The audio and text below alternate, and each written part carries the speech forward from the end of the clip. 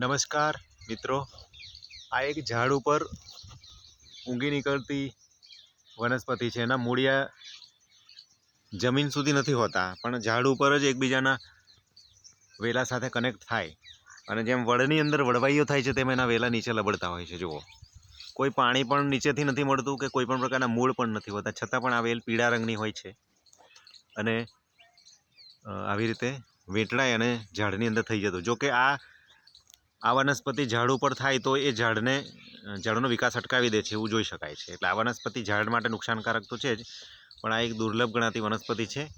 બાળકો આના ચશ્મા બનાવીને પહેરે છે અને આનંદ લૂંટે છે, એવું પણ એક ચિત્ર આપણે જોયું છે. જો એક બાળક એના સરસ ચશ્મા બનાવીને પહેર્યા છે, આ જ વેલ છે અને એ વેલમાંથી આવી રીતે ચશ્મા બનાવીને બાળકો આનંદ કરતા હોય છે. એટલે આ એક વિસરાતી પરંપરા છે. આવા પ્રકારનું બચપણ વર્ષો પહેલાં આવી રીતે હતું અને જો બાળકોને બહુ મજા આવે છે. આપણે ત્યાં કેવા પ્રકારનું હોય છે આ બાબતે જણાવવા વિનંતી.